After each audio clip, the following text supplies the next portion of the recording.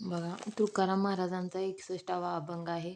मैत्र केला महाबळी, कामा नये अंतकाळी, आदी घेरे राम नाम, सामा बरी हा उत्तम, नाही तरी यम दात खातो करकरा. धन मिळवले कोडी, काळ घेतल्या न सोडी, कामा नये हा परिवार, सैन्य लोक बहुपार. तवरी तुमचे बळ, जवळ आला नाही काळ, तुका म्हणे बापा, चुकवी 84च्या खेपा. तुकाराम महाराज म्हणतात, कितीही बलशाली माणसांची मैत्री केली तरी त्याचा अंतकाळी काही उपयोग होत नाही. आधी तू रामनाम घे, ही संपत्ती भांडवल म्हणून जपून ठेव, नाहीतर यम तुझ्यावर करकरा दात खात राहील. कितीही संपत्ती मिळवली तरी काळ ते हरण करील.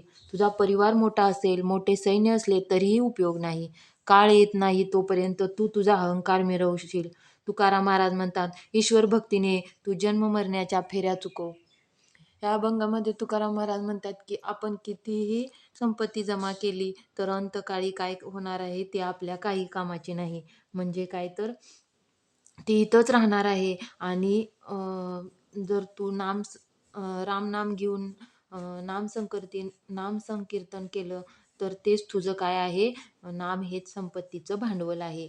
त्यामुळे काय तू नाम संकीर्तन घेऊनच काय ईश्वर भक्तीने तू काय करणार आहे, जन्म मरणाच्या फेऱ्या चुकवणार आहे. म्हणजे काय तर तू या आपल्या जन्म मरणाच्या फेऱ्यातून काय होणार आहे, मुक्त होणार आहे.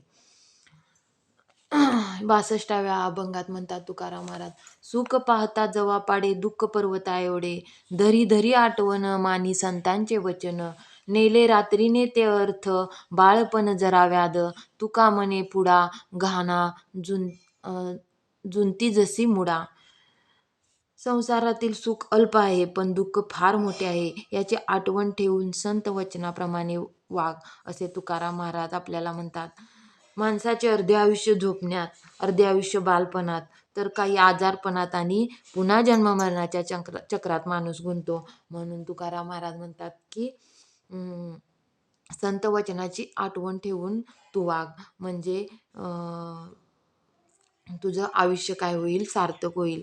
संसारात सुख अल्प आहे, दुःख मोठं आहे, पण तू फक्त नाम संकीर्तन आणि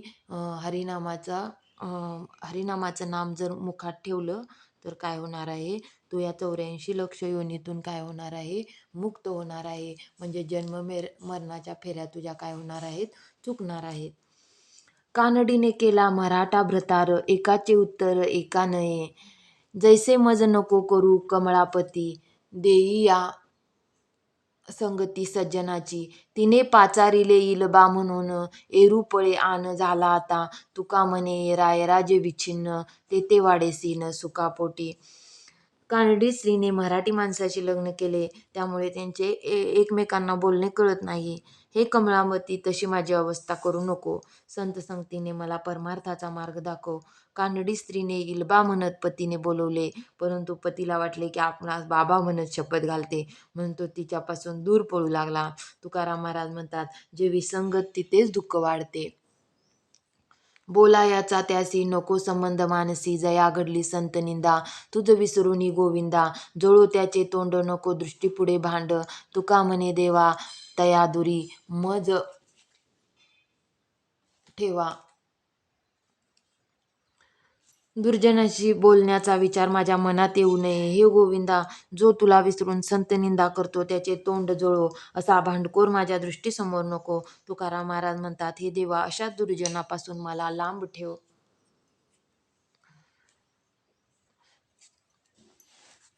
तीळ जाळले तांदूळ, काम क्रोध तैसेची खळ, का रे सिनलासी वावगा, न भजता पांडुरंगा, मानदंभ पोटासाठी केली अक्षराची आटी, तप करून तीर्थाटन वाढविला अभिमान, वाटिले ते धन केला हंता जतन, तुका म्हणे चुकले वर्म केला अवघाची अधर्म. या अभंगामध्ये म्हणतात, अग्नी तीळ तांदूळ जाळून काय उपयोग, काम क्रोध इत्यादी विचार मनात तसेच राहतात. अरे पांडुरंगाचे भजन न करता उगाच का शिंतोष. ग्रंथाचे पाठांतर केले ते दांभिकपणाने मान सन्मानासाठी. तप तीर्थाटन करून स्वतःचा अभिमान वाढवतोस. धन वाटतोस मी मोठा दाता आहे अशा अहंतेचे मात्र रक्षण केलेस. तुकाराम महाराज म्हणतात, देव भक्तीचा भुकेला आहे, हे विसरून बाह्य कर्माने अधर्म वाढवलास. संसाराच्या तापे तापलो मी देवा, करिता या सेवा कुटुंबाची. म्हणून तुझे आठवले पाय, एवो माझे पाय पांडुरंगे. बहुता जन्मीचा झालो भारवाही, सुट्टी जे हे नाही वर्म ठावे. वेडी येलो चोरी अंतर्बाह्यातकारी, कणव करी कोणी माझी. बहुवी पांगुलो बहुवी नागविलो, बहुदिस झालो कासावीस. तुका म्हणे आता धाव घाली वेगी, ब्रीद तुझे जगी दीनानाथा. हे देवा, कुटुंबाचे पालन पोषण करता मी संसार तापाने तापून गेलो आहे. म्हणून तुझे चरण कमल मला आठवले आहेत. तरी हे विठाई तू माझ्यासाठी लवकर ये. अनेक जन्म मी प्रपंचाच्या दुःखाचे ओझे वाहत आहे. त्यातून मुक्त कसे व्हावे हे वर्म मला कळत नाही. हृदयातील काम क्रोधाने आणि बाहेरच्या स्त्री पुत्र इत्यादी चोरांनी मला पूर्ण गुंतवून टाकले आहे. माझी कीव कोणीच करत नाही. या प्रपंचामुळे मी दुबळा झालो आहे. माझी मोठी हानी झाली आहे. बराच काळ माझा जीव कासावीस झाला आहे. तुकाराम महाराज म्हणतात, तू दिनांचा नाथ आहेस. आमचे क्षेम कुशल करणे तुझे ब्रीद आहे. आता लवकर धावून ये. भूक तरुणी देव बोलती पुराणे, निर्धार वचने साच खरी. मागे काय जाणो अडकिली वार्ता, कबीरा साते जाता घड्या वाटी. माघारिया धन आणिले घरासी, न घे केला त्यासी त्याग तेने. नामदेवाच्या घरासी आणिले, तेने लुटेले द्विजा हाती. प्रत्यक्षासी काय द्यावे हे प्रमाण, एकोबाचे ऋण फेडेले. बीज दळूनिया केली आराधना, लागे नारायणा पेरणे ते. तुका म्हणे सा नाही ज्या निर्धार, नाडेल साचार तोची एक.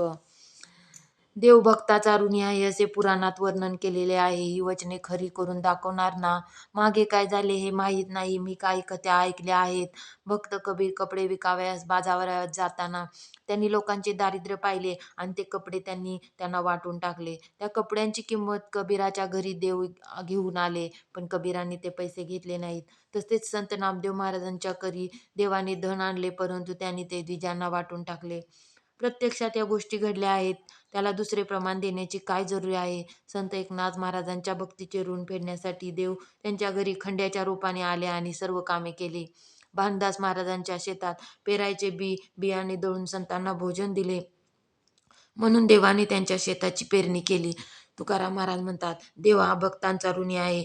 यावर ज्याचा विश्वास बसत नाही तो स्वतःच्या हिताविषयी फसला गेला आहे असे समजावे. भोग घडे त्यागे अंगा येती भोग, ऐसे उपराटे वर्म धर्मांगीच अधर्म. देव अंतरे ते पाप कोटे उगवा संकल्प, तुका म्हणे भीड खोटी लाभ विचारांचे पोटी. धर्मशास्त्राप्रमाणे देवाला अर्पण करून विषयांचा भोग घेतला असता तो त्याग होतो, आणि अधर्माने विषयाचा त्याग केला तर तो त्याग न होता भोगच होतो. असे हे धर्माचे वर्म उलटे सुलटे आहे. कधी धर्माचे अंगी अधर्म असतो तर कधी अधर्मामध्ये धर्म. ज्यामुळे देव अंतरतो ते पाप होय. म्हणून याकरता देवाला अंतरणाऱ्या ज्या खोट्या संकल्पना आहेत त्यांचा नाश करावा. तुकाराम महाराज म्हणतात, कर्माविषयी खरे खोटे न जाणता संकल्प करणे ही भीड अयोग्य आहे. विवेकाने चांगले काय आणि वाईट काय या विचाराच्या पोटीच लाभ असतो. म्हणून तुकाराम महाराज म्हणतात की खरे खोटे न जाणता संकल्प करणे अयोग्य आहे, म्हणून विवेकाने वागणे हेच योग्य आहे. म्हणून तुकाराम महाराज म्हणतात की संसारामध्ये सुख थोडे आहे, दुःख पर्वता एवढे आहे. परंतु जर आपण नाम संकीर्तन केलं आणि हरिनामाचं नाव मुखात ठेवलं तर काय होणार आहे, आपण या 84 लक्ष योनीतून म्हणजे जन्ममरणाच्या फेऱ्यातून काय होणार आहे, मुक्त होणार आहे. बोला रामकृष्ण हरी.